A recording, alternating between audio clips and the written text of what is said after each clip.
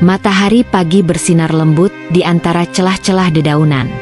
Angin yang berhembus pelan membawa aroma khas pagi hari, bercampur dengan wangi bunga melati yang bermekaran di halaman rumah.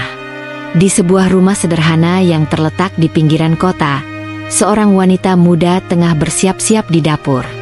Tangannya cekatan mengaduk teh hangat dalam cangkir porselen, sesekali meniupnya sebelum menyeruput pelan. Namanya Luna. Luna adalah seorang wanita berusia 25 tahun, dengan wajah lembut dan sorot mata yang menenangkan. Rambutnya yang hitam panjang selalu ia ikat ke belakang, memperlihatkan leher jenjangnya. Kulitnya kuning langsat, khas wanita yang jarang terkena terik matahari. Sejak kecil, ia terbiasa hidup dengan sederhana. Kedua orang tuanya adalah pekerja keras yang selalu mengajarkannya arti kemandirian. Ia tumbuh menjadi sosok yang kuat dan sabar. Namun di balik senyumannya yang ramah, Luna menyimpan begitu banyak pemikiran tentang kehidupannya yang berubah setelah menikah. Pernikahannya dengan Raka adalah sesuatu yang awalnya ia anggap sebagai awal kehidupan yang lebih baik. Raka adalah pria yang lembut dan perhatian saat mereka masih pacaran. Namun setelah menikah, kehidupan Luna tidak sepenuhnya berjalan seperti yang ia bayangkan. Luna menghela napas pelan. Di hadapannya, secangkir teh yang tadi hangat kini mulai mendingin. Pikirannya melayang pada kehidupannya yang sekarang. Luna berasal dari keluarga sederhana yang harmonis. Ayahnya, Pak Hadi, adalah seorang guru di sekolah dasar. Ia dikenal sebagai pria yang penuh kebijaksanaan, selalu mengutamakan pendidikan dan akhlak dalam membesarkan anak-anaknya. Sementara itu, ibunya, Bu Ratna, adalah seorang ibu rumah tangga yang penuh kasih sayang. Sebagai anak sulung dari 3 bersaudara, Luna terbiasa mengurus adik-adiknya sejak kecil. Hal itu membuatnya tumbuh menjadi pribadi yang bertanggung jawab. Ia tidak pernah mengeluh meskipun harus membantu pekerjaan rumah sejak dini. Baginya, membantu orang tua adalah hal yang sudah tertanam dalam dirinya. Setelah lulus kuliah, Luna bekerja di sebuah perusahaan sebagai administrasi. Gajinya memang tidak besar, tetapi cukup untuk membantu keuangan keluarga. Namun, setelah menikah, ia memutuskan untuk mengikuti suaminya dan keluar dari pekerjaannya. Keputusan itu bukan hal yang mudah, tapi Luna berpikir bahwa sebagai seorang istri, ia harus mendukung suami sepenuhnya. Luna dan Raka bertemu melalui seorang teman. Raka adalah pria yang cukup mapan, bekerja di perusahaan kontraktor milik keluarganya. Awalnya, Luna tidak terlalu memikirkan hubungan mereka dengan serius. Namun seiring waktu, perhatian dan kesabaran Raka membuatnya luluh. Raka adalah pria yang menyenangkan, penuh perhatian, dan memiliki selera humor yang bagus. Ia selalu tahu bagaimana membuat Luna tersenyum. Ketika Raka melamarnya, Luna merasa bahwa inilah saatnya untuk membangun kehidupan baru. Ia menerima lamaran itu dengan hati yang berbunga-bunga. Pernikahan mereka diadakan dengan sederhana namun penuh kebahagiaan. Orang tua Luna merestui, begitu pula keluarga Raka. Namun, ada satu hal yang sejak awal membuat Luna merasa sedikit canggung. Mertuanya, Bu Sari. Bu Sari adalah sosok wanita yang tegas, bahkan cenderung dominan. Sejak awal, Luna bisa merasakan bahwa ibu mertuanya memiliki harapan yang tinggi terhadap menantu perempuan. Ia sering memberi nasihat yang terasa seperti perintah, meskipun disampaikan dengan bahasa yang halus. Menjadi istri itu harus bisa segalanya. Luna harus bisa mengurus rumah, bisa masak, bisa merawat suami dengan baik. Seorang istri adalah cerminan dari rumah tangganya. Luna hanya tersenyum mendengar kata-kata itu. Ia memang terbiasa mengurus rumah, jadi ia tidak terlalu mempermasalahkannya. Namun, semakin lama, ia menyadari bahwa perkataan Bu Sari bukan sekadar nasihat biasa. Setelah menikah, Luna dan Raka tinggal sementara di rumah mertua. Alasan utamanya adalah karena rumah mereka sendiri belum selesai dibangun. Raka menjanjikan bahwa mereka hanya akan tinggal di sana selama beberapa bulan saja. Namun, beberapa bulan berubah menjadi setahun. Tinggal di rumah mertua bukanlah hal yang mudah bagi Luna. Setiap hari, ia harus bangun lebih awal dari semua orang. Ia harus menyiapkan sarapan, membersihkan rumah, dan memastikan segalanya tertata dengan rapi. Awalnya, Luna berpikir bahwa ini adalah bagian dari kewajibannya sebagai menantu. Namun, semakin lama, ia menyadari bahwa ia adalah satu-satunya yang bekerja di rumah itu. Mertua dan ipar-iparnya selalu mengandalkan Luna dalam hal pekerjaan rumah tangga. Jika ada sesuatu yang kurang beres, Luna yang harus bertanggung jawab. Jika ada makanan yang kurang enak, Luna yang disalahkan. Meski begitu, Luna tidak pernah mengeluh. Ia berusaha untuk tetap berpikir positif. Baginya, pernikahan adalah tentang beradaptasi dan berusaha menjaga keharmonisan. Namun, ada satu hal yang terkadang membuatnya sedih. Raka tidak pernah benar-benar membelanya. Setiap kali Luna merasa lelah atau tertekan, ia hanya bisa mengadu kepada Raka. Tapi respons suaminya selalu sama, seolah tidak ingin memperkeruh suasana. Ya udah, Luna, sabar aja. Namanya juga tinggal di rumah orang tua. Nanti kalau rumah kita udah selesai, pasti lebih enak. Luna mengangguk, meski hatinya meragu. Ia ingin percaya pada suaminya, tapi ia juga tahu bahwa harapan itu semakin lama semakin samar.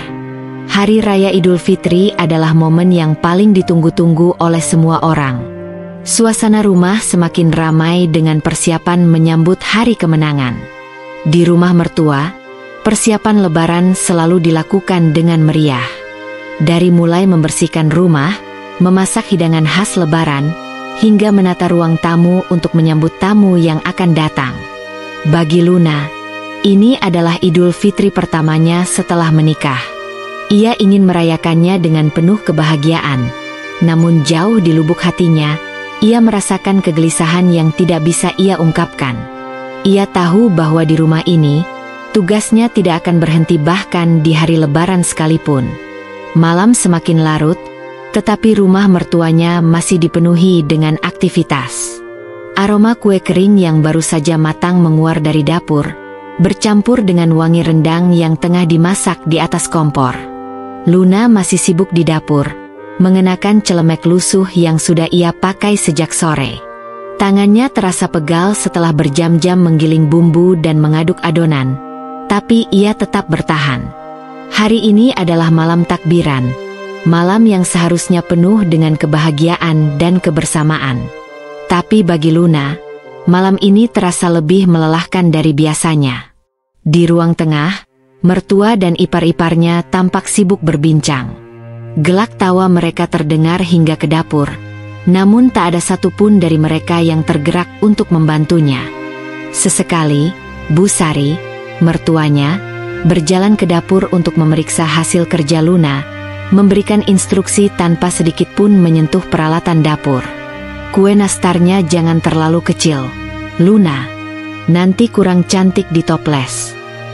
Iya, Bu, jawab Luna singkat. Ia menatap adonan di hadapannya, mencoba mengontrol rasa lelah yang mulai menguasai tubuhnya. Ia tidak ingin mengeluh. Sejak kecil, ia terbiasa dengan pekerjaan rumah, dan ia tahu bahwa sebagai menantu, ada tanggung jawab yang harus ia jalankan. Tapi entah kenapa, ada perasaan sepi yang merayap di hatinya malam ini. Di rumah orang tuanya, malam takbiran selalu menjadi momen istimewa. Mereka akan berkumpul di ruang tengah, berbincang tentang banyak hal sambil menonton siaran takbiran di televisi. Kadang, ayahnya akan membacakan doa bersama sebelum mereka tidur. Namun di rumah ini, ia hanya seorang pekerja di balik dapur yang sibuk. Luna melirik ke arah ruang tengah. Raka duduk di sana, ikut berbincang dengan keluarganya. Ia tertawa kecil, tampak menikmati suasana. Suaminya sama sekali tidak menyadari bahwa Luna sudah bekerja sejak pagi tanpa istirahat. Luna menarik napas dalam-dalam, mencoba menenangkan hatinya. Tidak apa-apa. Ini hanya sementara. Fajar menyingsing dengan indahnya. Suara takbir menggema dari masjid-masjid, memenuhi udara dengan lantunan yang syahdu.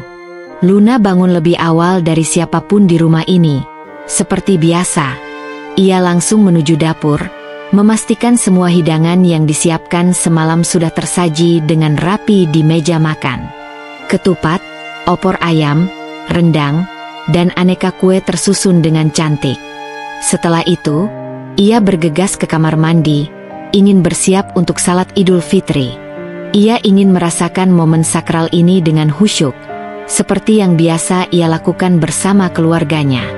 Namun, saat Luna baru saja selesai mengenakan baju gamis putih yang ia siapkan jauh-jauh hari, suara Bu Sari terdengar dari luar. "Luna, cepat ke dapur. Masih banyak yang harus dibereskan." Luna terdiam. Ia menatap bayangannya di cermin, mencoba menenangkan diri. "Baik, Bu.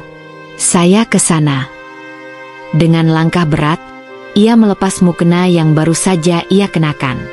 Salat Idul Fitri tahun ini harus ia lewatkan. Di dapur, ia menemukan Bu Sari sedang berdiri dengan tangan di pinggang, wajahnya penuh ketidaksabaran. Nasi belum ditanak, teh belum diseduh. "Kamu ini lambat sekali, Luna," katanya sambil menggelengkan kepala. Luna hanya menunduk. Dalam hati, ia berusaha mengingat nasihat ibunya dulu. Kesabaran selalu membawa kebaikan. Namun, hari ini kesabarannya diuji lebih dari yang pernah ia bayangkan. Saat semua orang sudah kembali dari masjid, suasana rumah menjadi lebih ramai. Keluarga besar Raka mulai berdatangan, menyapa dengan wajah berseri-seri. Luna, yang sejak tadi sibuk di dapur, melangkah ke ruang tamu dengan hati yang penuh harap. Ia ingin ikut merasakan momen bermaaf-maafan, berbagi kebahagiaan seperti yang selalu ia lakukan bersama keluarganya dulu. Namun, saat ia hendak duduk di dekat Raka, suara Bu Sari kembali menghentikannya. "Luna, bawa teh dan kue ke sini. Jangan bengong saja." Luna terdiam sejenak sebelum akhirnya kembali ke dapur. Tangannya dengan cekatan menata nampan berisi gelas-gelas teh dan beberapa toples kue. Saat ia kembali ke ruang tamu, ia melihat pemandangan yang membuat hatinya mencelos. Raka tengah tersenyum lebar, memeluk ibunya dengan penuh kasih sayang. "Ibu, maafkan Raka ya, kalau selama ini banyak salah," kata Raka dengan suara lembut. Bu Sari tersenyum, matanya berbinar. "Iya, Nak. Ibu juga minta maaf. Semoga kita semua selalu diberkahi di hari yang suci ini." Mata Luna terasa panas. Kapan terakhir kali Raka berbicara dengan lembut seperti itu padanya? Luna melangkah masuk dengan nampan di tangannya. Ia ingin meletakkan teh di meja, tetapi tangan Bu Sari terulur dan mengambil cangkir langsung dari nampan, seolah Luna tidak ada di sana. Seolah ia hanyalah seorang pelayan di rumah ini. Tidak ada yang memanggilnya untuk duduk bersama. Tidak ada yang menyadari betapa lelahnya ia sejak pagi. Ia hanya berdiri di sana, melihat mereka tertawa dan berbagi kebahagiaan yang tidak termasuk dirinya. Luna menghela napas dan kembali ke dapur. Ia tidak ingin menangis, tapi dadanya terasa sesak. Selama ini, ia berusaha menjadi istri yang baik, menantu yang sabar. Ia selalu berpikir bahwa selama ia berbuat baik, semua akan berjalan dengan baik pula. Namun hari ini, ia mulai meragukan keyakinan itu. Sebuah suara kecil di hatinya mulai bertanya, "Sampai kapan aku harus bertahan seperti ini?" Tepat pada hari raya yang seharusnya menjadi hari kebahagiaan, ia merasa lebih sendirian dari sebelumnya. Pagi Idul Fitri yang seharusnya penuh kebahagiaan, malah menjadi pagi yang paling melelahkan bagi Luna.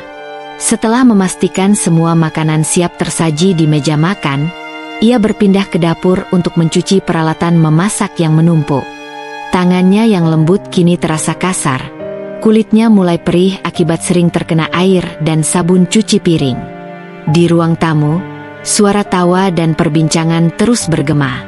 Keluarga besar suaminya tampak sibuk berbagi kebahagiaan, saling bermaaf-maafan, dan mengenang masa lalu. Tidak ada yang memanggilnya untuk ikut berkumpul, seolah keberadaannya hanya sebatas bayangan yang mengurus semua kebutuhan mereka. "Luna, ambilkan sambal di dapur," seru Bu Sari dari ruang makan. "Iya, Bu," jawab Luna sambil mengeringkan tangannya. Baru saja ia melangkah, terdengar suara lain. "Luna, tolong buatkan es sirup yang dingin. Aku kepanasan," pinta seorang iparnya. Luna terdiam sejenak, mencoba menahan rasa lelah yang semakin menumpuk. Namun, ia tetap mengangguk dan kembali ke dapur. Hari ini, ia tidak punya hak untuk duduk dan menikmati Idul Fitri seperti yang lain. Di tengah kesibukannya, ia melirik ke arah Raka yang duduk santai di antara saudara-saudaranya.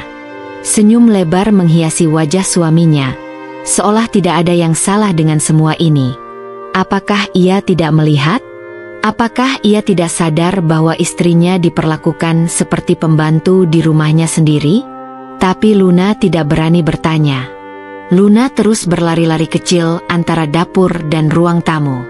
Setiap kali ia hendak duduk untuk menarik napas, selalu ada perintah baru yang menghentikannya. "Luna, ini kotor.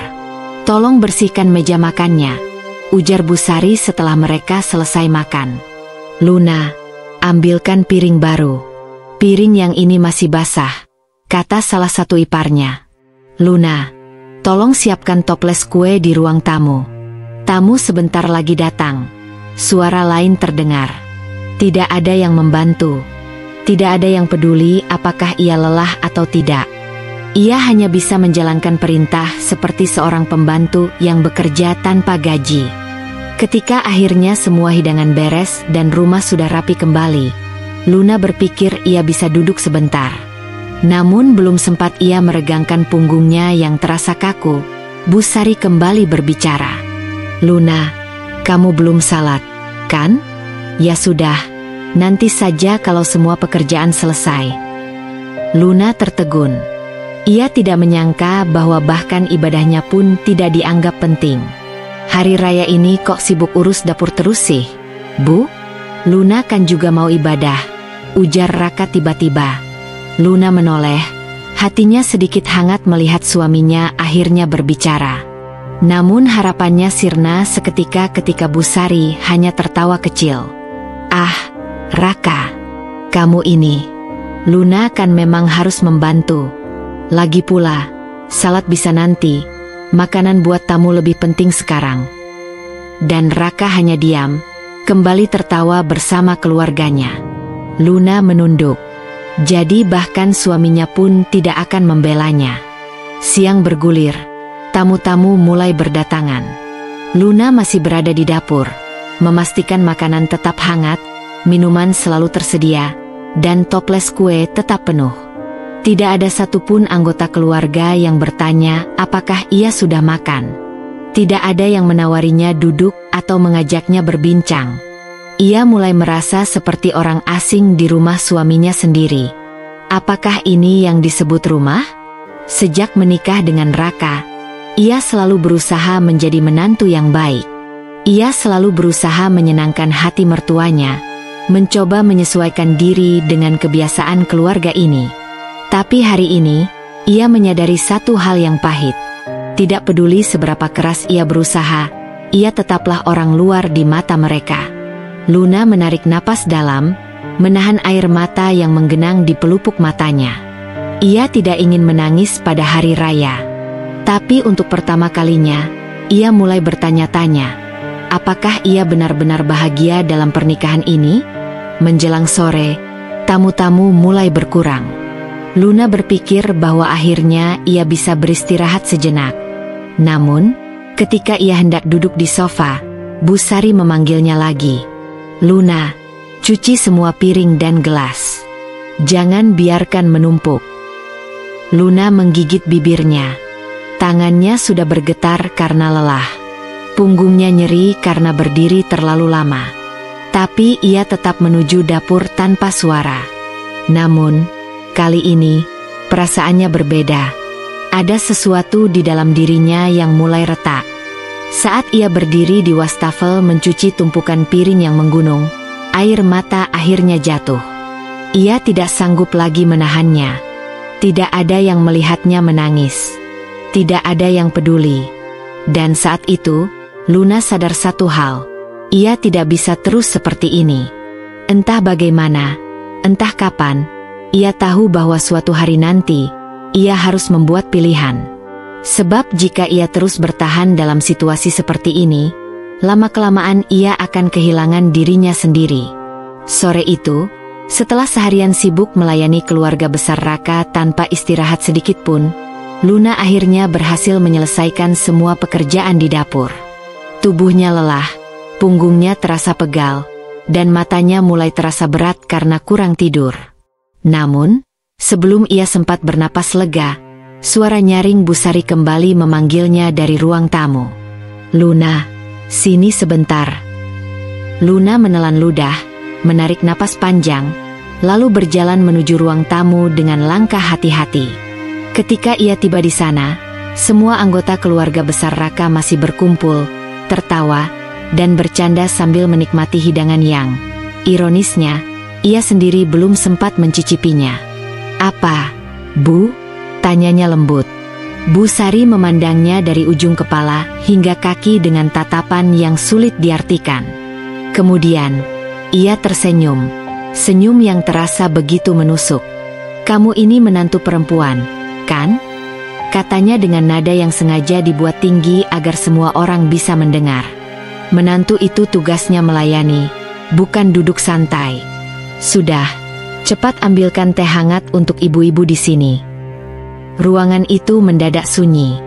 Semua mata tertuju pada Luna. Beberapa saudara iparnya saling melirik, sementara para tamu, yang kebanyakan ibu-ibu dari keluarga besar Raka, tertawa kecil. Luna menggigit bibirnya. Ia tahu, mereka semua sedang memperhatikannya. Ia dipermalukan di depan semua orang. Namun, ia tetap mengangguk. "Baik, Bu," katanya pelan, lalu bergegas kembali ke dapur. Saat Luna kembali dengan nampan berisi cangkir-cangkir teh hangat, ia mencoba mengendalikan ekspresinya agar tidak terlihat terlalu tertekan. Namun, saat ia hendak meletakkan teh di meja, salah satu saudara iparnya, Dinda, tertawa kecil. Tehku kok nggak pakai gula?" "Luna, bikin ulang dong," katanya dengan nada manja yang dibuat-buat. Beberapa orang ikut tertawa. Luna menahan napas, menatap teh yang baru saja ia buat dengan susah payah. Tangannya sedikit gemetar, tetapi ia tetap mengangguk dan berbalik kembali ke dapur. Namun, belum sempat ia melangkah jauh, suara Bu Sari kembali terdengar. "Luna, astaga, itu nampan masih kotor banget. Jangan bawa nampan kotor ke ruang tamu, malu-maluin." Kali ini, tawa yang terdengar jauh lebih keras. Bahkan beberapa anggota keluarga mulai berbisik-bisik sambil tersenyum sinis. Luna berhenti. Ia memegang erat pegangan nampan, menatap lantai untuk menyembunyikan perasaan yang mulai bergemuruh di dadanya. Ia dipermalukan di depan semua orang, seolah dirinya bukan bagian dari keluarga ini. Seolah dirinya hanyalah babu rumah tangga yang kebetulan menikahi anak laki-laki mereka. Luna menoleh ke arah Raka yang duduk di antara saudara-saudaranya. Hatinya berharap suaminya akan mengatakan sesuatu, mungkin membelanya, atau setidaknya menunjukkan sedikit kepedulian. Namun, Raka hanya tertawa kecil. Ia bahkan tidak menatap Luna. Seolah tidak ada yang salah dengan semua ini. Seolah Luna memang pantas diperlakukan seperti ini. Saat itu, sesuatu di dalam hati Luna mulai hancur. Malam semakin larut. Para tamu mulai berkurang, tetapi perintah kepada Luna tidak berakhir. Saat semua orang akhirnya mulai beristirahat, ia masih sibuk mencuci piring di dapur. Lalu, tiba-tiba, Bu Sari masuk. "Luna," katanya dengan nada tajam. Luna menoleh, matanya merah karena lelah. "Iya, Bu." "Kamu ini menantu perempuan di rumah ini. Tapi kerja kamu lambat sekali. Seharian cuma sibuk cuci piring dan masak. Tapi masih banyak yang belum beres. Coba lihat ruang tamu. Masih banyak sisa kue yang berantakan. Luna mengatupkan bibirnya erat-erat. Dadanya terasa sesak. Tetapi ia tidak ingin menangis di depan mertuanya. Bu Sari mendekatinya, menatapnya dengan sinis. Kamu tahu, Luna? Menantu yang baik itu tahu diri. Tahu tugasnya. Jangan malas. Kamu pikir bisa bersantai setelah menikahi Raka? Jangan mimpi. Luna menahan napas. Saat itu, sesuatu di dalam dirinya mulai retak.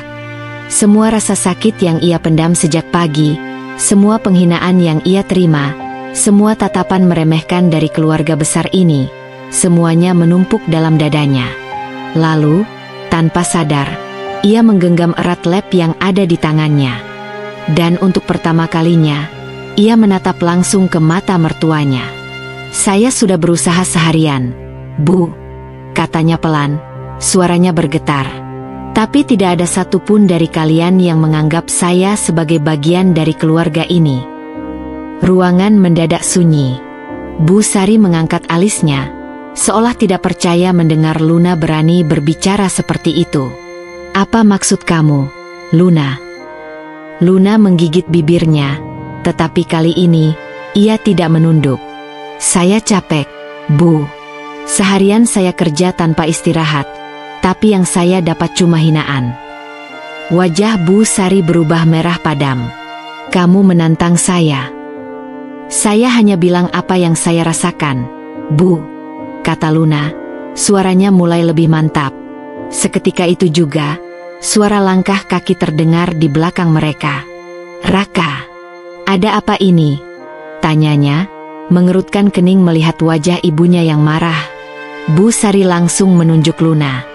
Istri kamu ini tidak tahu diuntung. Dia berani membantah saya. Raka. Luna menahan napas, menunggu reaksi suaminya. Namun, yang ia dapat justru sesuatu yang jauh lebih menyakitkan. Tanpa ragu sedikit pun, Raka malah menatapnya tajam. Luna, kamu ini kenapa sih? Mama sudah merawat aku sejak kecil. Kamu menantu, sudah seharusnya hormat dan melayani keluarga ini. Jangan manja. Dunia Luna berhenti berputar. Matanya membesar, tidak percaya bahwa suaminya sendiri bisa mengatakan hal itu. Lalu, ia menyadari satu hal. Selama ini, ia berharap Raka akan membelanya. Ia berharap suaminya akan melihat semua kerja keras dan pengorbanannya. Tapi kenyataannya, ia sendirian. Tidak ada yang akan membelanya. Tidak ada yang akan menyelamatkannya. Jika ia tidak melakukan sesuatu, ia akan terus dihancurkan seperti ini. Dan saat itu, Luna tahu bahwa batas kesabarannya sudah habis. Malam itu, Luna duduk sendirian di kamar, menatap kosong ke cermin di depannya. Wajahnya pucat, matanya sembab karena menahan air mata yang sejak tadi mendesak keluar. Ia bisa mendengar suara tawa dari ruang tengah. Keluarga Raka masih menikmati kebersamaan mereka, seolah tidak terjadi apa-apa. Seolah ia bukan bagian dari mereka. Luna menarik napas dalam-dalam, mencoba meredakan gemuruh di dadanya. Ia ingin marah, ingin berteriak, ingin melampiaskan rasa sakit yang selama ini ia pendam. Namun, ia tahu semua itu sia-sia. Raka sudah menunjukkan siapa dirinya. Ia tidak akan pernah berubah. Kenapa aku masih bertahan? Gumam Luna lirih pada dirinya sendiri. Dulu, ia berpikir bahwa menikah dengan Raka akan memberinya kebahagiaan. Ia membayangkan kehidupan rumah tangga yang hangat, penuh cinta, dan saling mendukung. Namun, kenyataan yang ia jalani justru sebaliknya. Ia tidak lebih dari seorang pelayan di rumah ini. Dan yang paling menyakitkan, ia tidak punya siapa-siapa untuk membelanya. Keesokan paginya, Luna masih berusaha menjalankan perannya sebagai istri yang baik. Ia menyiapkan sarapan, menyapu halaman, dan melakukan semua yang seharusnya dilakukan seorang menantu di rumah ini. Namun, Raka sama sekali tidak menunjukkan kepedulian. Ketika Luna menyajikan teh di meja makan, Raka bahkan tidak meliriknya. Ia justru asyik bercengkerama dengan ibunya. "Raka, nanti sore kita mau jalan-jalan ke rumah saudara. Kamu ikut, kan?" tanya Busari. Raka mengangguk. "Iya, aku ikut." Luna menunggu, berharap suaminya akan bertanya apakah ia ingin ikut juga. Namun, yang ia dengar justru sebaliknya. "Luna nggak usah ikut," kata Busari dengan nada ketus. "Biar dia di rumah aja, banyak kerjaan yang harus diberesin." Luna menelan ludah. Ia menoleh ke arah Raka, berharap setidaknya suaminya akan membelanya. Namun, pria itu bahkan tidak berusaha menentang ibunya. "Iya, biar Luna di rumah aja," katanya enteng. Dada Luna terasa sesak. Ia benar-benar bukan siapa-siapa di rumah ini. Hari itu, setelah semua orang pergi meninggalkannya sendirian di rumah, Luna duduk di teras, membiarkan air matanya mengalir tanpa suara. Ia sudah cukup bersabar. Ia sudah cukup menahan diri. Tapi sampai kapan? Sampai kapan ia akan terus diperlakukan seperti ini? Sampai kapan ia akan membiarkan dirinya diinjak-injak tanpa perlawanan? Saat itu, sesuatu dalam dirinya berubah. Ia tidak akan membiarkan dirinya terjebak dalam kehidupan seperti ini selamanya. Ia harus mengambil langkah. Ia harus keluar dari neraka ini. Malam harinya, ketika Raka kembali ke rumah, Luna sudah membuat keputusan. Ia menunggu suaminya masuk kamar, lalu menatapnya dengan ekspresi datar. "Kita harus bicara," katanya dengan suara yang tenang, tapi penuh ketegasan. Raka mengernyit. "Tentang apa?" Luna menarik napas dalam. "Tentang pernikahan kita." Raka menghela napas, terlihat tidak tertarik. "Luna, aku capek. Bisa nggak nanti aja?" "Tidak," kata Luna cepat. "Kita bicara sekarang." Suaminya akhirnya menatapnya dengan wajah kesal. "Oke, apa yang mau kamu bahas?" Luna menggigit bibirnya, menahan semua emosi yang selama ini ia pendam. "Aku ingin tahu, apa sebenarnya aku ini buat kamu, Raka?" Raka mengernyit. "Apa maksud kamu? Apa aku ini istri kamu? Atau cuma pembantu di rumah ini?" Suara Luna terdengar bergetar, tapi ia tetap menatap suaminya dengan tajam. Raka tertawa kecil, seolah tidak menganggap pertanyaannya serius. "Kamu istri aku, tentu aja. Kalau aku istri kamu, kenapa aku selalu diperlakukan seperti ini?" Luna berusaha menjaga nada suaranya tetap stabil. "Kenapa kamu membiarkan keluargamu mempermalukan aku? Kenapa kamu nggak pernah membela aku?" Raka menghela napas, jelas tidak nyaman dengan percakapan ini.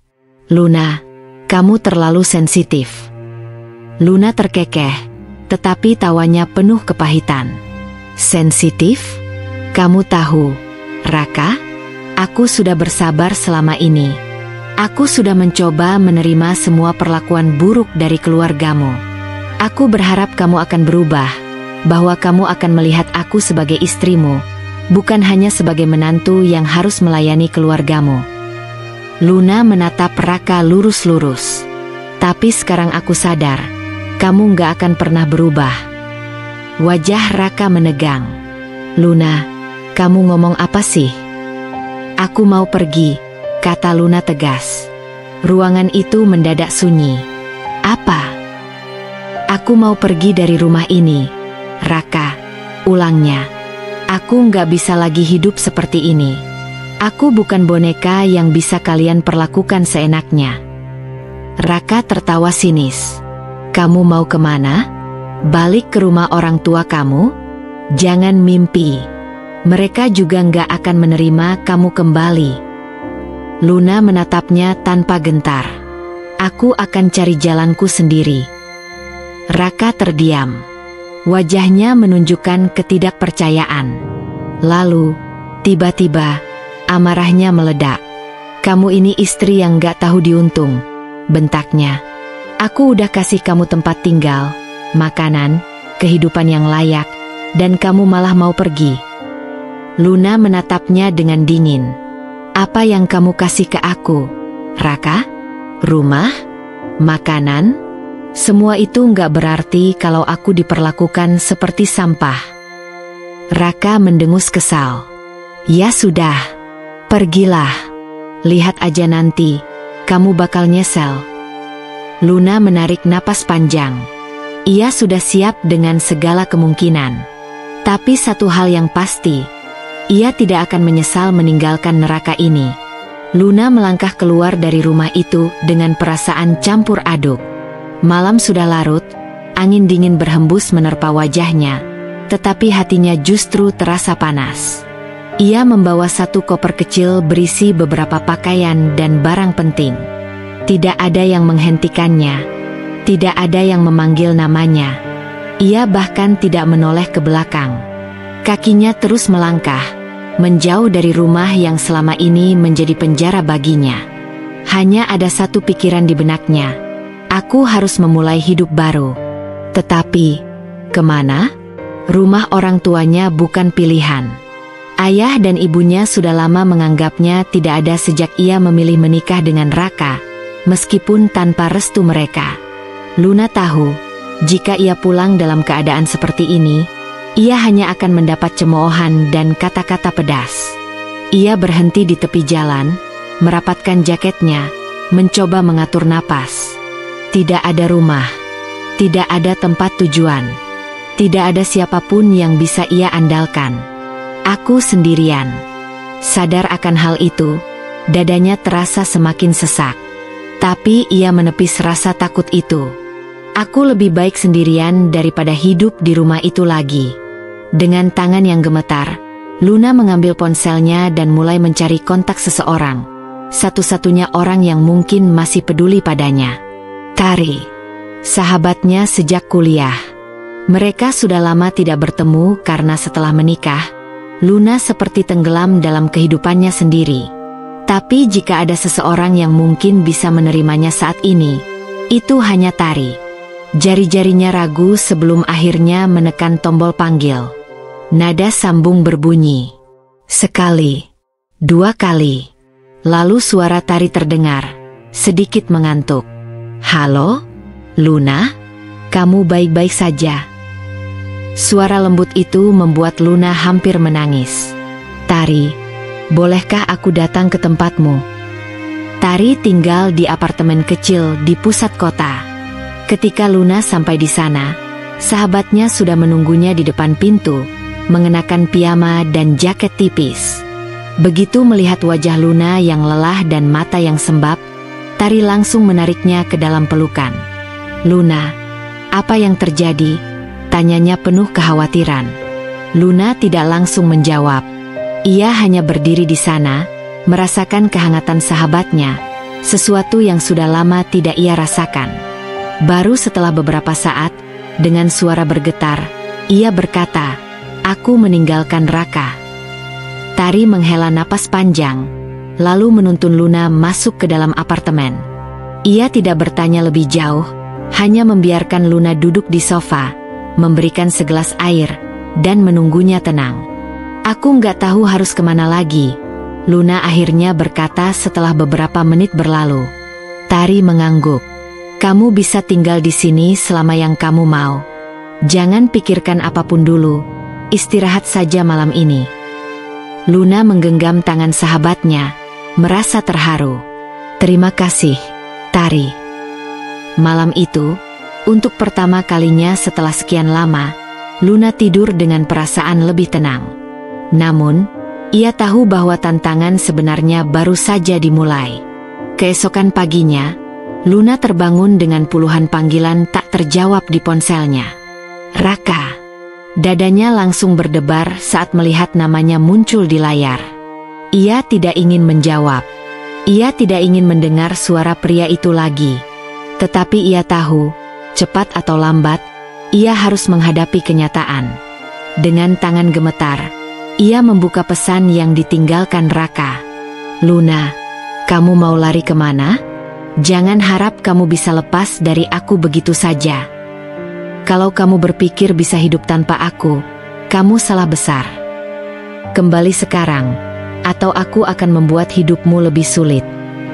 Luna menggigit bibirnya, berusaha mengendalikan emosinya. Ia tahu Raka bukan tipe pria yang akan membiarkan sesuatu tidak berjalan sesuai keinginannya.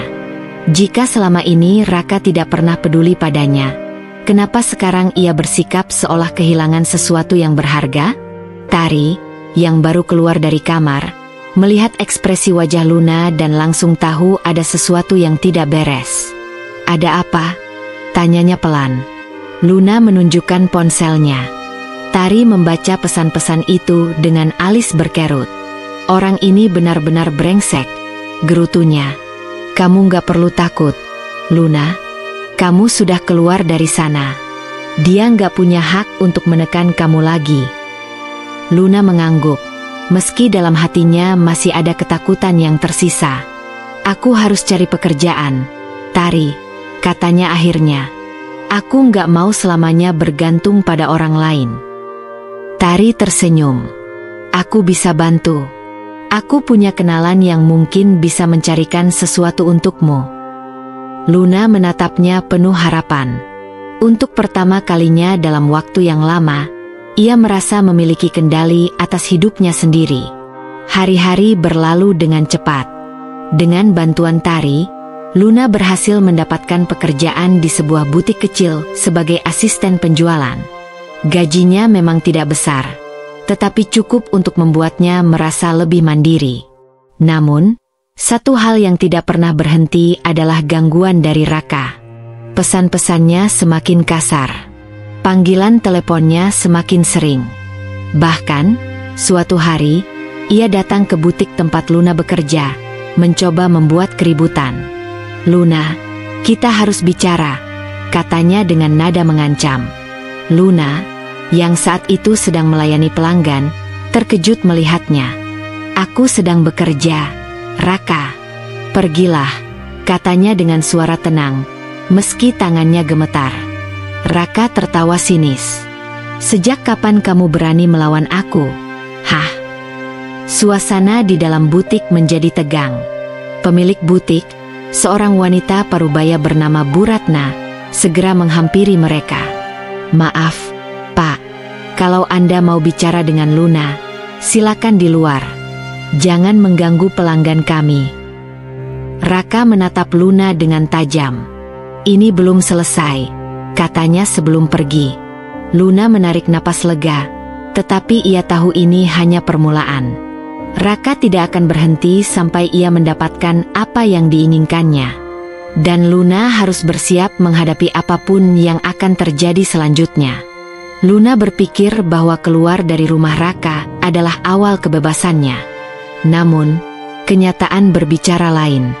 Sejak hari itu, hidupnya tidak pernah benar-benar tenang. Raka tidak menyerah. Ia terus mengganggu. Pagi ini, ketika Luna sampai di butik, ia melihat tatapan aneh dari beberapa rekan kerjanya. Mereka berbisik-bisik di sudut, sesekali melirik ke arahnya. Saat ia melepas jaket dan bersiap memulai pekerjaan, Wulan, salah satu rekan kerjanya, mendekat dengan wajah penuh rasa ingin tahu. "Luna, suamimu datang ke sini lagi kemarin setelah kamu pulang," bisiknya hati-hati.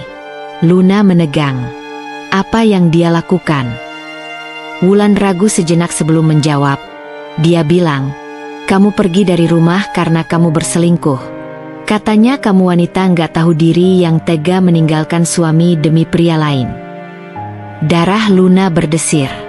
Ia mengepalkan tangannya, mencoba menahan amarah. "Itu tidak benar," ucapnya lirih. Wulan mengangguk cepat. "Aku tahu. Aku nggak percaya omongannya. Tapi, beberapa orang mungkin iya." Luna melirik ke arah rekan-rekan kerjanya yang masih membicarakannya. Ia bisa melihat keraguan di mata mereka. Raka bukan hanya mencoba mengintimidasinya, tapi juga ingin menghancurkan reputasinya. Saat malam tiba dan butik sudah tutup, Luna berjalan pulang dengan langkah berat. Tari sudah menunggunya di apartemen, tetapi entah kenapa ia merasa gelisah. Tiba-tiba, ponselnya bergetar. Nomor tak dikenal. Luna ragu sejenak sebelum mengangkatnya. "Kamu pikir bisa hidup tenang setelah meninggalkan aku?" Suara Raka terdengar dingin di seberang sana. Luna menahan napas. "Aku bisa membuatmu menyesal, Luna. Aku bisa buat orang-orang membencimu. Kamu pikir bisa bekerja dan hidup normal? Aku bisa buat kamu dipecat. Aku bisa buat kamu kehilangan segalanya." Luna merasakan jantungnya berdetak kencang. "Aku tidak takut padamu," jawabnya, berusaha tegar. Raka tertawa pelan. "Kita lihat saja. Ini baru permulaan." Panggilan itu terputus. Luna menurunkan ponselnya dengan tangan gemetar. Ini belum berakhir. Bahkan, ini baru dimulai. Keesokan harinya, Luna tiba di butik dengan perasaan tak enak. Dan firasatnya terbukti benar ketika ia melihat Bu Ratna, pemilik butik, menatapnya dengan ekspresi serius. "Luna, bisa kita bicara sebentar?" Luna mengangguk dan mengikuti Bu Ratna ke ruang belakang. "Ada apa, Bu?" tanyanya dengan hati-hati. Bu Ratna menghela napas panjang sebelum menatapnya tajam. "Seseorang menelepon butik kemarin. Dia bilang kamu pernah mencuri uang dari mantan majikanmu." Jantung Luna hampir berhenti. "Apa?" "Aku tidak percaya begitu saja," lanjut Bu Ratna. "Tapi, orang-orang mulai membicarakannya. Aku harus memastikan kebenarannya." Luna menggigit bibirnya. "Ini pasti ulah Raka." "Bu, saya bersumpah itu tidak benar. Saya tidak pernah melakukan hal seperti itu." Bu Ratna mengamati wajahnya beberapa detik sebelum akhirnya mengangguk. "Aku percaya padamu, Luna. Tapi jika fitnah ini terus menyebar, aku tidak tahu apakah aku bisa mempertahankanmu di sini." Luna merasa kepalanya berputar. "Jangan khawatir dulu," lanjut Bu Ratna. "Kita lihat apa yang terjadi dalam beberapa hari ke depan." Luna mengangguk lemah. Ketika ia keluar dari ruangan, beberapa rekan kerjanya menatapnya dengan pandangan penuh tanda tanya. Raka benar-benar ingin menghancurkanku. Malam itu, Luna duduk di sofa apartemen Tari dengan wajah muram. "Kamu nggak bisa diam saja, Luna," ujar Tari. "Raka nggak akan berhenti kalau kamu terus membiarkannya menginjak-injak kamu seperti ini." "Aku tahu," bisik Luna. "Tapi aku nggak tahu harus bagaimana." Tari menggenggam tangannya erat. "Lapor polisi." Luna terdiam. Ia tahu itu pilihan terbaik, tapi bagian dari dirinya masih ragu. "Atau, kita balas dia," Tari menyeringai kecil. "Kalau dia bisa main kotor, kita juga bisa." Luna menatap sahabatnya dengan sorot bingung. "Apa maksudmu?" Tari tersenyum penuh arti. "Kita jebak dia. Kita buat dia yang jatuh." Luna menelan ludah. Mungkin ini saatnya membalikkan keadaan. Luna duduk di meja dapur apartemen Tari, menatap cangkir teh yang sudah dingin di tangannya. Pikirannya terus berputar, memikirkan ancaman Raka yang semakin menjadi-jadi. Ia sudah cukup menderita, dan kini harga dirinya kembali diinjak-injak dengan fitnah keji. Tari duduk di seberangnya, menyesap kopinya dengan tenang. "Jadi, kamu mau tetap diam, atau kita mulai menyerang balik?" Luna menghela napas panjang. "Aku ingin melawannya, Tar. Tapi aku nggak tahu bagaimana caranya." Tari menyeringai. "Tenang. Aku punya ide. Kita akan buat Raka terjebak dalam permainannya sendiri." Luna menatap sahabatnya dengan ragu. "Apa maksudmu?" Tari meletakkan cangkirnya dan mencondongkan tubuhnya mendekat. "Kita buat Raka mengakui semuanya. Kita buat dia kehilangan muka di depan semua orang." Luna mengernyitkan dahi. Tapi bagaimana caranya? Tari tersenyum penuh arti. Kita mulai dari kelemahannya. Raka itu punya kebiasaan buruk, kan? Dia suka meremehkan orang. Dia merasa dirinya paling kuat. Kita gunakan itu. Luna masih belum mengerti. Tari melanjutkan, kita buat dia terjebak dalam perangkapnya sendiri. Aku punya beberapa kenalan yang bisa membantu kita merekam pembicaraan tanpa dia sadari. Jika kita bisa mendapatkan pengakuannya tentang semua kebohongan yang dia sebarkan, maka kita bisa membalikkan keadaan. Luna terdiam sejenak, lalu mengangguk. Baik, aku akan lakukan apapun untuk menghentikan dia. Malam itu, Luna dan Tari menyusun rencana dengan cermat. Tari berhasil menghubungi seorang temannya yang bekerja di bidang IT untuk membantu mereka menyembunyikan alat perekam kecil dalam tas Luna. Keesokan harinya, Luna memberanikan diri untuk menghubungi Raka. Aku ingin bicara. Raka tertawa di telepon. Akhirnya sadar juga. Ya, baiklah, kita bertemu di kafe biasa. Jangan terlambat. Luna menahan napas sebelum menjawab. Baik. Di balik layar ponselnya, Tari mengacungkan jempol. Semoga dia cukup bodoh untuk membuka mulutnya sendiri, gumamnya. Luna tiba di kafe dengan jantung berdebar. Ia duduk di sudut ruangan, menunggu Raka yang datang dengan senyum angkuh. Aku tahu kamu bakal nyerah juga, katanya sambil menyandarkan tubuhnya ke kursi. Apa yang kamu mau?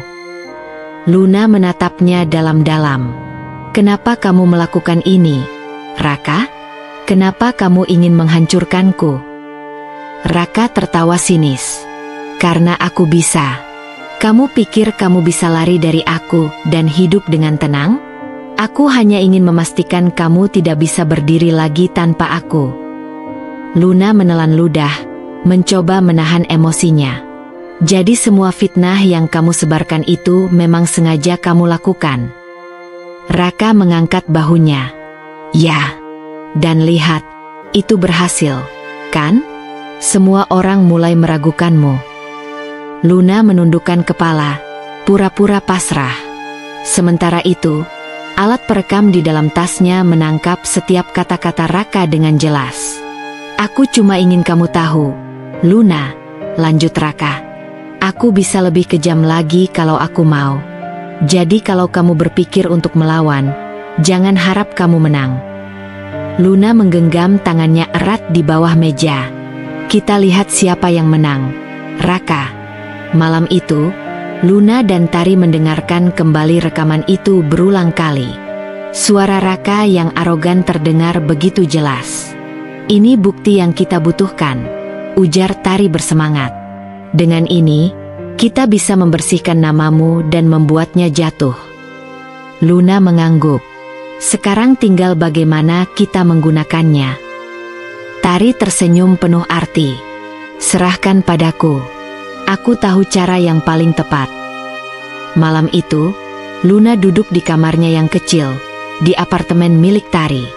Sejak keluar dari rumah Raka, ia merasa lebih tenang, tapi juga lebih sadar bahwa masalahnya belum benar-benar selesai. Raka masih mengendalikan banyak hal dalam hidupnya. Di atas meja, amplop berisi dokumen-dokumen penting sudah tersusun rapi. Surat cerai itu belum ia serahkan. Ia sudah menandatanganinya, tetapi ia ingin menghadapinya secara langsung. Bukan lagi sebagai Luna yang selalu takut dan pasrah, tetapi sebagai Luna yang sudah menemukan kembali harga dirinya. Tari masuk ke kamar dengan secangkir teh di tangannya. Kamu yakin mau bertemu dia lagi? Tanyanya hati-hati. Luna mengangguk pelan. Aku harus. Kalau aku hanya mengirimkan surat ini begitu saja, dia akan tetap berpikir bahwa aku lemah. Tari menghela napas, lalu duduk di sampingnya. Baiklah, aku akan ikut. Luna tersenyum. Aku tahu, Tar. Esok harinya, Luna mengirim pesan singkat pada Raka. Aku ingin bertemu. Aku ada sesuatu untukmu. Raka membalas cepat. Bagus. Aku juga ingin bicara. Aku jemput kamu nanti. Luna menatap layar ponselnya, lalu tersenyum miris. Masih saja Raka merasa bisa mengontrol dirinya. Tapi kali ini, tidak lagi.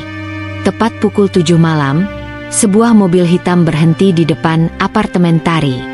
Luna turun dengan tenang, membawa tas kecil berisi dokumen perceraiannya. Tari menatapnya dari balkon, memastikan sahabatnya baik-baik saja. Raka keluar dari mobil dengan ekspresi angkuh. Ia masih pria yang sama, sombong, penuh percaya diri, merasa memiliki kendali atas segalanya. Luna masuk ke dalam mobil tanpa banyak bicara. Jadi, kamu akhirnya sadar kalau kamu butuh aku. Raka membuka percakapan dengan nada mengejek. Luna menoleh padanya, ekspresinya datar. Tidak, Raka. Aku kesini untuk mengembalikan sesuatu yang seharusnya sudah lama aku lepaskan. Ia mengeluarkan amplop dari dalam tasnya, lalu menyerahkannya pada Raka. Laki-laki itu menerima amplop itu dengan alis berkerut. Apa ini? Luna menarik napas dalam, lalu berkata dengan tegas, surat cerai. Raka tertawa kecil, seolah itu adalah lelucon yang tidak lucu. Tapi ketika ia membuka amplop itu dan melihat isinya, wajahnya langsung berubah. Kamu serius? Suaranya merendah, kehilangan nada percaya dirinya yang biasa. Luna menatap lurus ke matanya. Sangat serius. Raka menggenggam surat itu erat. Rahangnya mengeras. Kamu pikir kamu bisa lepas dari aku begitu saja? Luna tersenyum tipis. Aku bukan milikmu, Raka. Aku bukan seseorang yang bisa kamu kendalikan lagi. Raka tertawa sinis. Lalu, kamu mau jadi apa setelah ini? Janda yang menyedihkan? Kamu pikir ada orang yang mau menerimamu setelah ini? Luna tidak terpengaruh. Lebih baik menjadi janda yang bahagia daripada istri yang menderita. Raka semakin kesal. Aku tidak akan tanda tangan ini. Luna mengangguk pelan. Tentu. Tapi aku sudah punya bukti atas semua yang kamu lakukan padaku. Jika kamu tidak mau menandatangani ini dengan baik-baik, aku bisa membawa ini ke pengadilan. Mata Raka menyipit. Ia tahu persis bahwa Luna tidak main-main. Keduanya saling menatap dalam diam. Udara di dalam mobil terasa semakin menekan. Raka akhirnya membuang napas kasar. Baik, kita lihat siapa yang lebih kuat. Luna tersenyum. Aku tidak butuh menjadi lebih kuat darimu, Raka. Aku hanya perlu menjadi lebih berani. Tanpa menunggu jawaban, Luna membuka pintu mobil dan keluar. Udara malam menyambutnya dengan lembut. Tari sudah menunggunya di depan apartemen dengan wajah penuh kekhawatiran. Gimana? Tanyanya begitu Luna mendekat. Luna tersenyum. Sudah selesai. Malam itu, untuk pertama kalinya dalam hidupnya, Luna merasa bebas. Luna menatap langit pagi dari balkon apartemen Tari. Udara dingin menyentuh kulitnya, namun hatinya terasa lebih ringan dari sebelumnya. Setelah sekian lama terjebak dalam pernikahan yang penuh tekanan, akhirnya ia berhasil mengambil langkah besar untuk membebaskan dirinya. Namun, kebebasan itu bukan tanpa konsekuensi.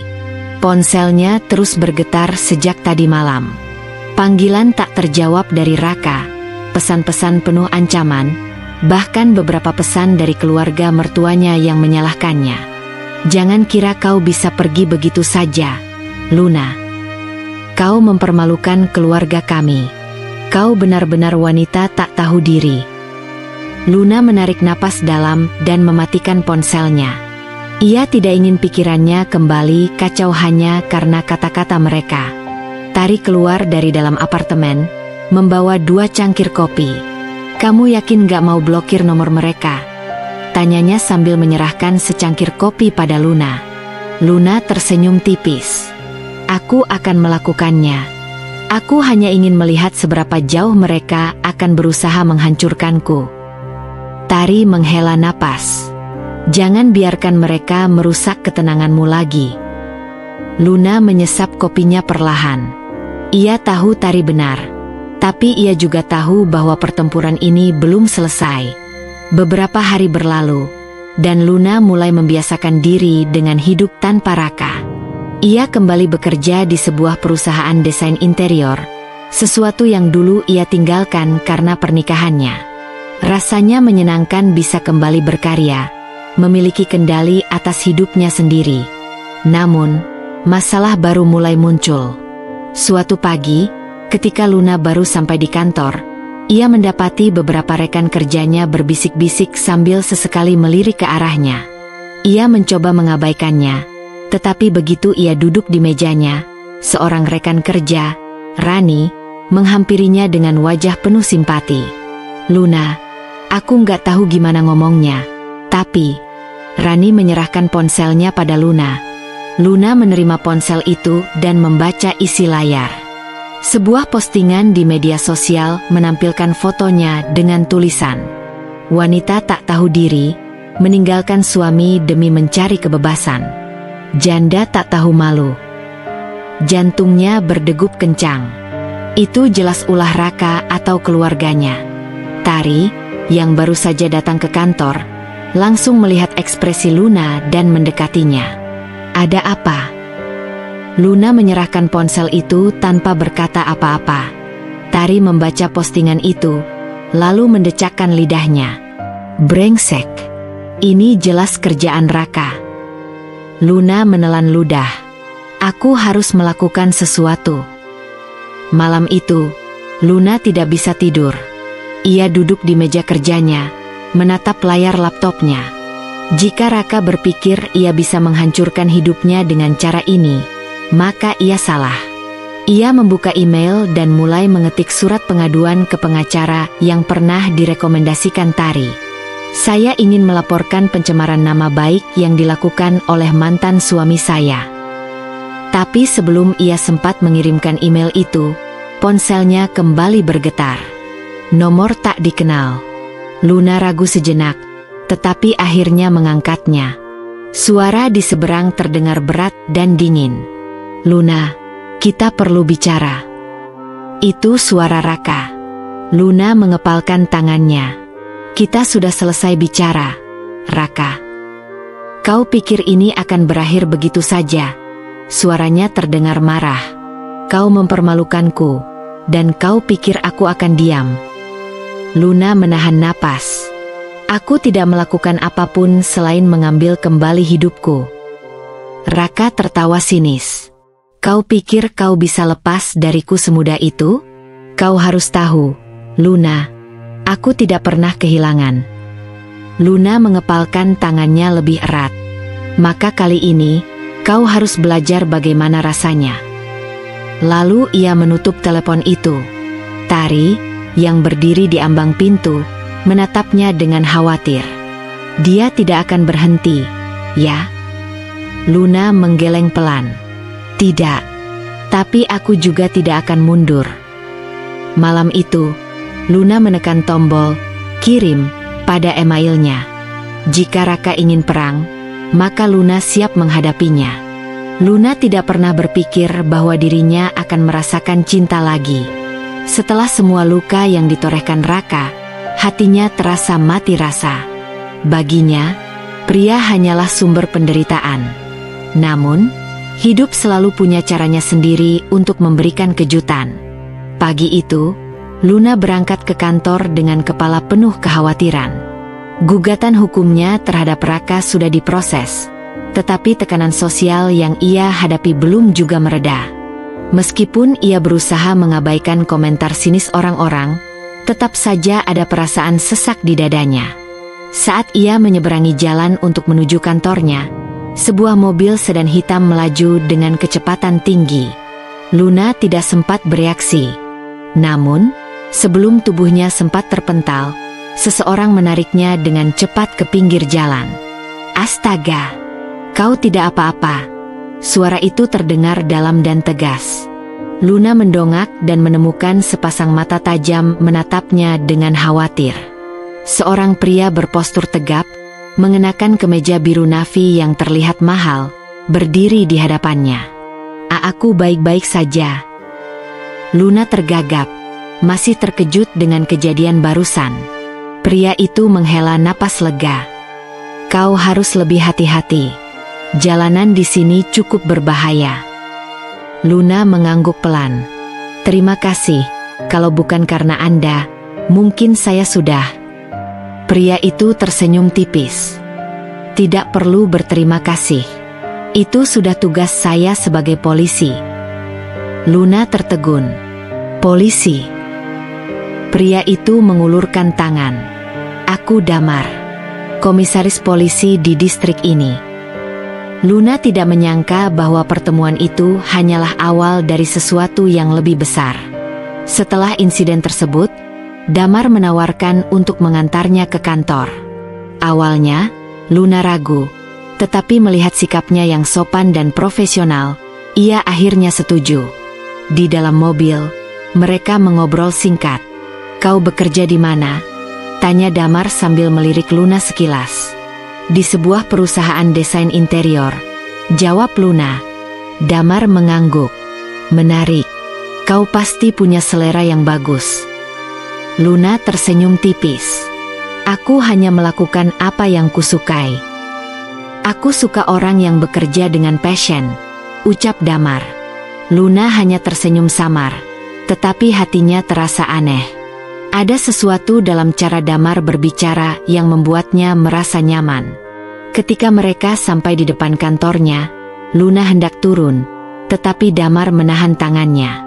Luna, kalau kau butuh bantuan, kau bisa menghubungiku, ucapnya, lalu menyodorkan kartu namanya. Luna menerimanya dengan ragu. Terima kasih, komisaris. Damar saja, koreksi pria itu dengan senyum hangat. Sejak hari itu, Luna mulai sering bertemu dengan Damar. Awalnya, mereka hanya bertukar pesan singkat. Damar menanyakan kabarnya, menanyakan apakah Luna masih mendapat gangguan dari Raka. Namun, lama-kelamaan, percakapan mereka semakin luas. Damar sering mengajak Luna makan siang. Meski awalnya Luna menolak, akhirnya ia luluh karena sikap Damar yang begitu sabar dan menghormati batasannya. Suatu malam, setelah mereka makan malam bersama, Luna tidak bisa menahan diri untuk bertanya. Kenapa kau begitu baik padaku, Damar? Tanyanya, menatap pria itu dengan penuh rasa ingin tahu. Damar terdiam sejenak, lalu menatap Luna dalam-dalam. Karena aku melihat seseorang yang berusaha bangkit dari luka, dan aku ingin membantumu. Luna merasakan jantungnya berdetak lebih cepat. Kata-kata Damar begitu tulus, begitu berbeda dari semua pria yang pernah dikenalnya. Terima kasih, ucap Luna lirih. Damar tersenyum.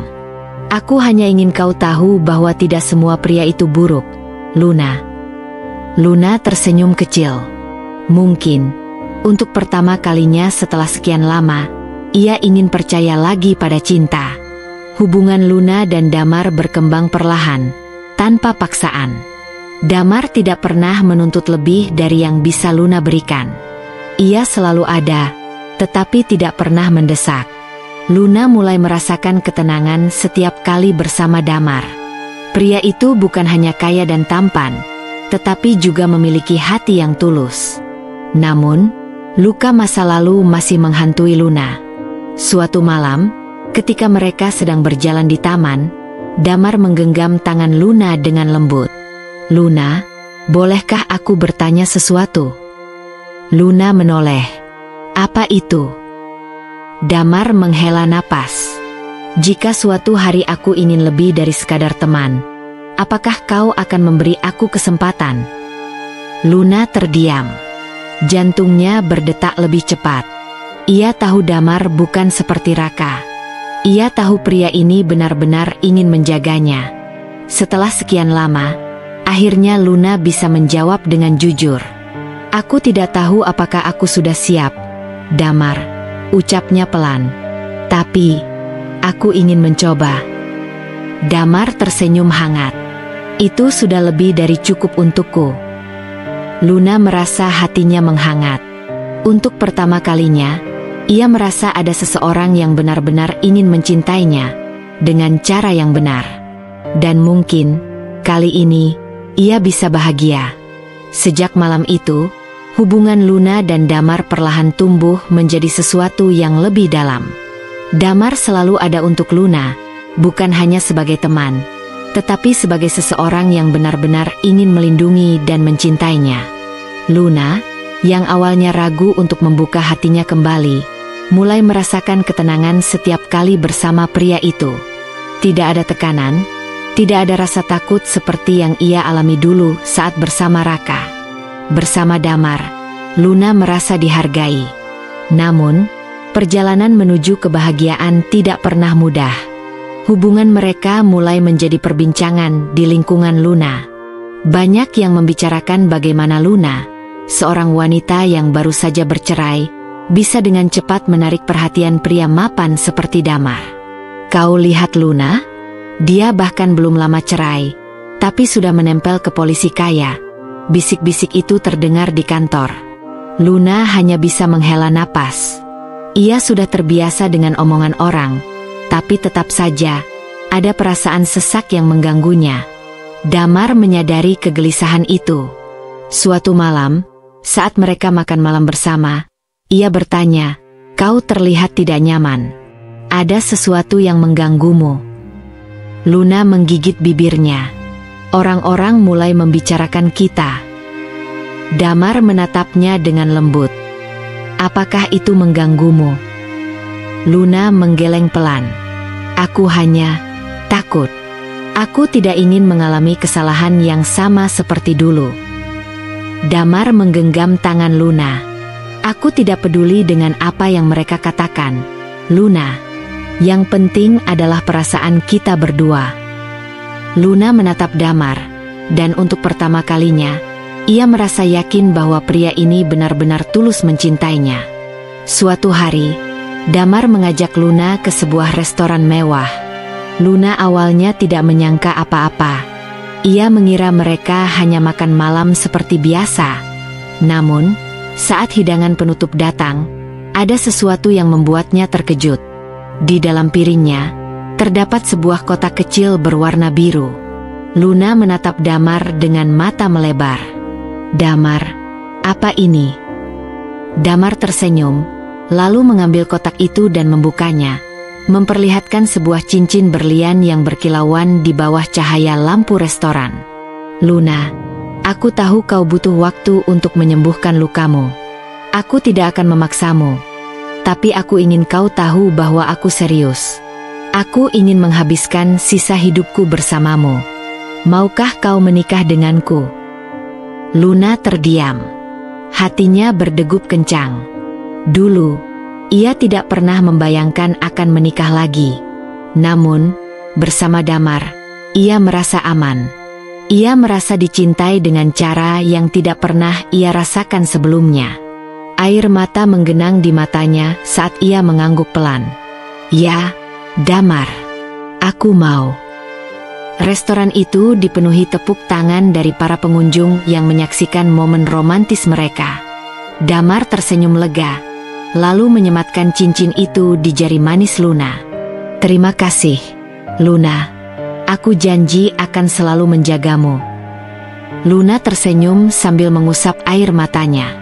Ia tidak pernah menyangka bahwa setelah semua luka yang ia alami, ia masih diberi kesempatan untuk bahagia.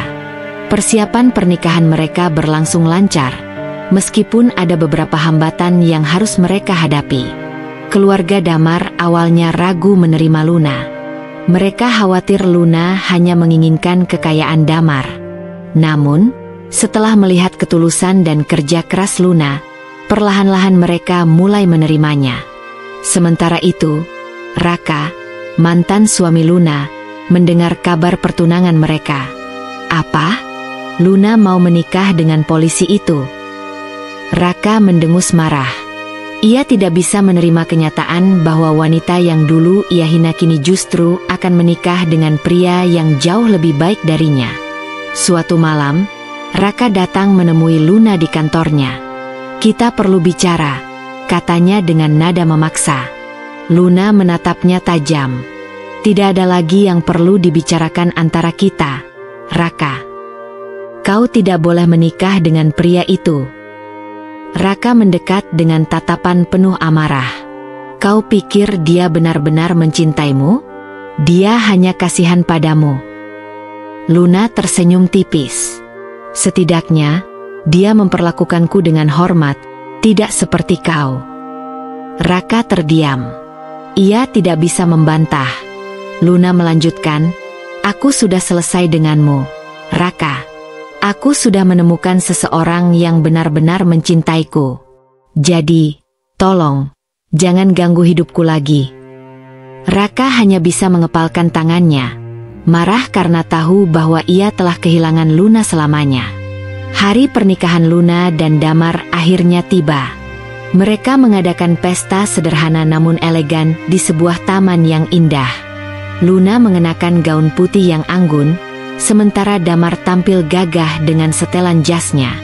Saat Damar mengucapkan janji pernikahan, Luna tidak bisa menahan air matanya. "Luna, aku berjanji akan selalu menjagamu, mencintaimu, dan menghormatimu, dalam suka maupun duka. Aku tidak akan pernah membiarkanmu merasa sendirian lagi." Luna tersenyum sambil menggenggam tangan Damar erat-erat. "Dan aku berjanji akan selalu setia padamu, mencintaimu dengan sepenuh hatiku. Aku bersyukur karena Tuhan telah mengirimkanmu dalam hidupku." Saat mereka saling bertukar cincin, para tamu bertepuk tangan dengan penuh haru. Luna menatap Damar dengan mata berbinar. Untuk pertama kalinya dalam hidupnya, ia benar-benar merasa bahagia. Tidak ada lagi air mata kesedihan. Tidak ada lagi ketakutan. Yang ada hanyalah cinta yang tulus, dan harapan akan masa depan yang indah bersama pria yang benar-benar mencintainya.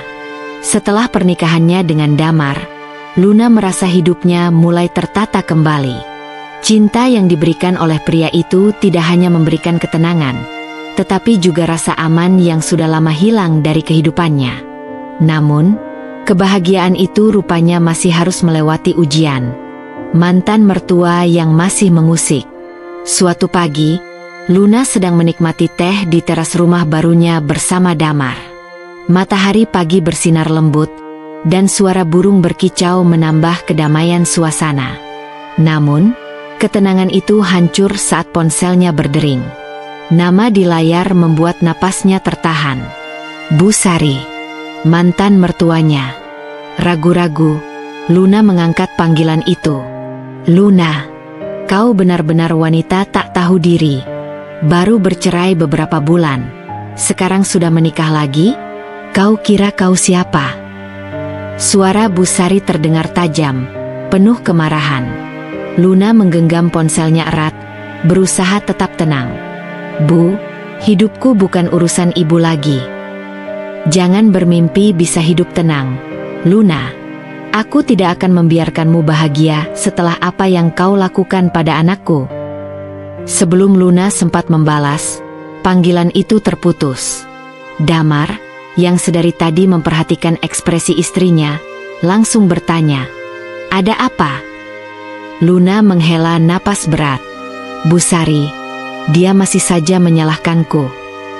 Tatapan Damar mengeras. Ia sudah menduga bahwa Bu Sari tidak akan membiarkan Luna pergi begitu saja dari kehidupannya. "Jangan khawatir," kata Damar dengan suara mantap. "Aku tidak akan membiarkan siapapun mengganggumu lagi." Luna menatap suaminya, dan dalam sekejap, ia merasa aman. Gangguan dari Bu Sari tidak hanya berhenti di telepon. Beberapa hari kemudian, Luna mulai merasa ada yang mengawasinya saat ia keluar rumah. Suatu malam, saat ia dan Damar pulang dari acara keluarga, mereka menemukan sesuatu yang membuat Luna merinding. Di depan rumah mereka, ada sebuah amplop coklat yang dilempar ke teras. Damar memungut amplop itu dan membukanya. Di dalamnya terdapat foto Luna yang sedang berjalan di sebuah pusat perbelanjaan. Foto itu jelas diambil diam-diam, dan di bawahnya terdapat tulisan tangan. Jangan merasa aman. Kau masih akan merasakan akibatnya. Luna merasakan tubuhnya gemetar. Siapa yang melakukan ini? Damar mengepalkan tangan. Aku akan menyelidikinya. Sebagai seorang polisi, Damar tidak tinggal diam. Ia memasang kamera pengawas di sekitar rumah dan mulai mencari tahu siapa yang berani mengancam istrinya. Namun, masalah tidak berhenti di situ. Suatu hari, saat Luna sedang bekerja, seorang wanita datang menghampirinya. "Hei, Luna," suara itu familiar. Luna mendongak dan langsung merasa darahnya membeku. Itu Raka. Pria itu tersenyum sinis. "Bagaimana rasanya jadi istri seorang polisi? Kau pikir kau bisa hidup tenang setelah meninggalkanku?" Luna berusaha tetap tenang.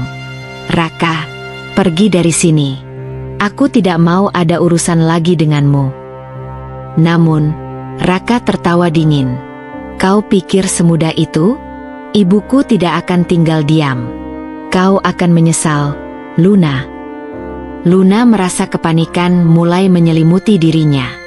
Tapi ia tidak ingin menunjukkan kelemahan di depan mantan suaminya.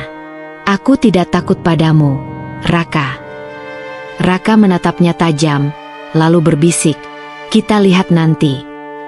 Setelah Raka pergi, Luna segera menghubungi Damar. Ia tahu ini bukan ancaman biasa. Malam itu, Luna duduk di sofa sambil memeluk lututnya. Damar berdiri di dekat jendela, menatap keluar dengan mata tajam. "Aku sudah menyelidikinya," kata Damar akhirnya. "Raka masih sering bertemu dengan ibunya. Mereka jelas sedang merencanakan sesuatu." Luna menggigit bibirnya. "Apa yang harus kita lakukan?" Damar berbalik dan duduk di sampingnya. "Aku akan memastikan mereka tidak bisa mendekatimu lagi." Keesokan harinya, Damar menggunakan wewenangnya sebagai polisi untuk melaporkan ancaman yang diterima Luna. Dengan bukti-bukti yang ada, ia berhasil mendapatkan perintah perlindungan dari pengadilan. Bu Sari dan Raka tidak boleh mendekati Luna dalam radius tertentu. Jika mereka melanggar, mereka bisa ditangkap. Namun, Damar tahu itu tidak cukup. Ia memutuskan untuk meningkatkan keamanan rumah mereka. "Aku akan menempatkan pengawasan lebih ketat," kata Damar. "Dan aku sendiri yang akan memastikan mereka tidak berani macam-macam lagi." Luna menatap suaminya dengan penuh rasa syukur. Akhirnya, ada seseorang yang benar-benar melindunginya. Beberapa hari setelahnya, Luna pulang lebih awal dari kantor. Saat ia masuk ke dalam rumah, suara gaduh terdengar dari luar gerbang. Ia mengintip dari jendela dan melihat Bu Sari dan Raka berdiri di luar pagar, berteriak-teriak, "Luna, keluar kau!" Bu Sari tampak penuh amarah. Damar, yang sudah siap dengan kemungkinan ini, segera keluar dan menghadapi mereka. "Pergi dari sini, Bu Sari. Anda sudah melanggar perintah perlindungan," kata Damar tegas. Bu Sari mendengus. "Kau pikir aku takut? Aku hanya ingin memberikan pelajaran pada wanita jalang itu." Damar mendekat, suaranya dingin dan berwibawa. "Sekali lagi Anda menghina istri saya tidak akan segan-segan menindak Anda." Raka, yang selama ini hanya diam, akhirnya angkat bicara. "Kau pikir bisa menyelamatkan Luna dari kami?" Damar tersenyum sinis. "Kau pikir aku hanya diam? Aku sudah melaporkan semua ancaman kalian. Polisi dalam perjalanan ke sini." Wajah Raka langsung berubah. "Apa?" Bu Sari menoleh ke kanan dan kiri, panik. Saat sirene polisi mulai terdengar, ia menarik lengan Raka. "Kita pergi dulu." Namun, terlambat. Polisi sudah tiba. Damar mengarahkan tatapan tajam pada mereka. "Permainan kalian sudah selesai." Raka dan Bu Sari akhirnya ditangkap atas tuduhan pengancaman dan pelanggaran perintah perlindungan. Luna menyaksikan semuanya dari balik jendela, dadanya berdebar. Saat Damar kembali ke dalam rumah, Luna langsung memeluknya erat. "Terima kasih, Damar. Kau selalu melindungiku." Damar membalas pelukan itu, membisikkan kata-kata yang membuat Luna semakin tenang. "Aku akan selalu ada untukmu, sekarang dan selamanya." Luna tersenyum. Akhirnya, ia benar-benar bisa bernapas lega.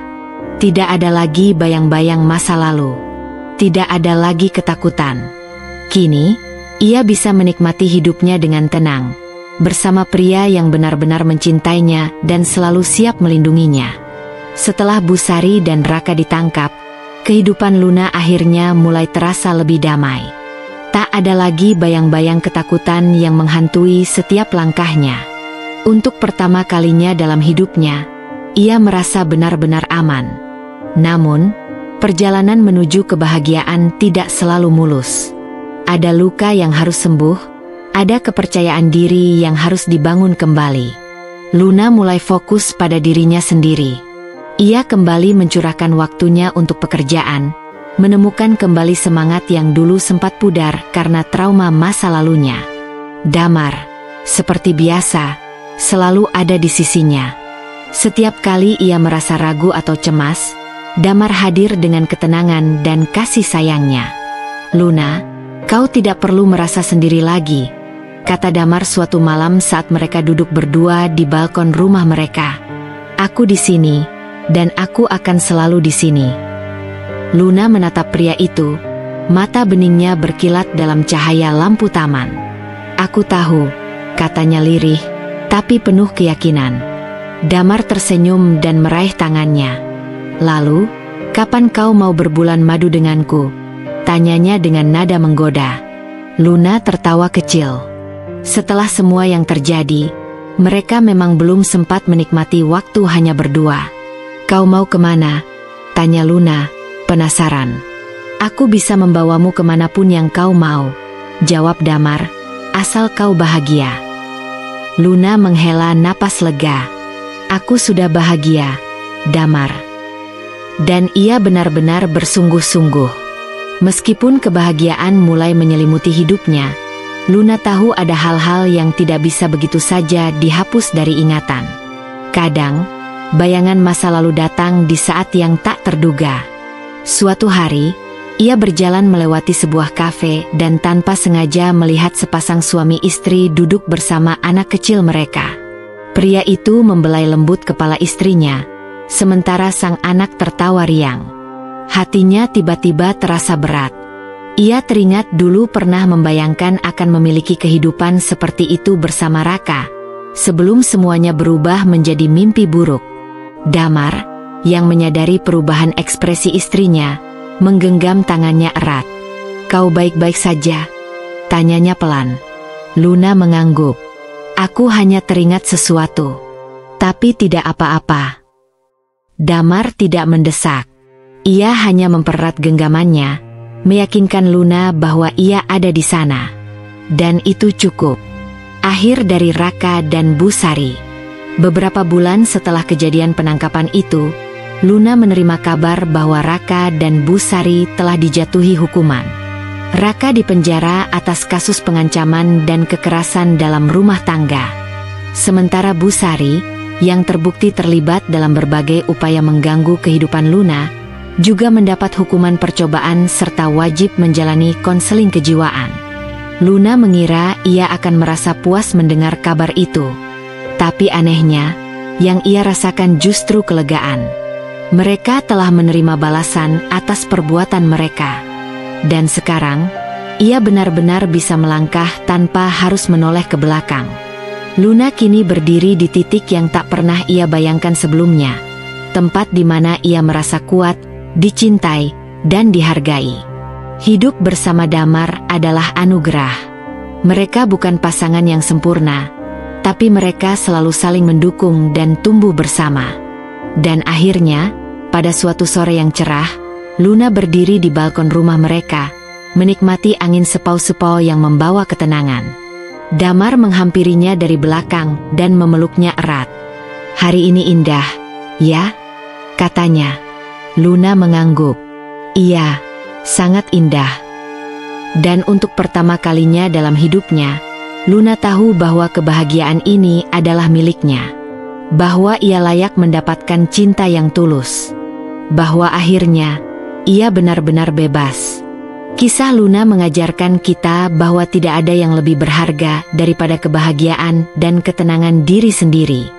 Dalam hidup, kita mungkin akan bertemu dengan orang-orang yang menyakiti dan meremehkan kita. Tapi ingatlah, kita selalu punya pilihan untuk bangkit dan melangkah menuju kehidupan yang lebih baik. Jangan takut meninggalkan hubungan yang merugikan. Jangan ragu untuk memperjuangkan hak dan kebahagiaan diri sendiri. Seperti Luna, kita semua berhak mendapatkan cinta yang tulus dan kehidupan yang penuh penghargaan. Percayalah, badai pasti berlalu. Luka bisa sembuh, dan cinta yang lebih baik akan datang pada waktu yang tepat. Yang terpenting, jangan pernah kehilangan rasa percaya diri dan keyakinan bahwa kamu pantas mendapatkan yang terbaik. Terima kasih telah mengikuti perjalanan Luna sampai akhir. Semoga cerita ini bisa menjadi inspirasi dan pengingat bahwa kita semua memiliki kekuatan untuk bangkit dari keterpurukan. Jangan lupa untuk selalu mencintai dan menghargai diri sendiri. Sampai jumpa di cerita berikutnya.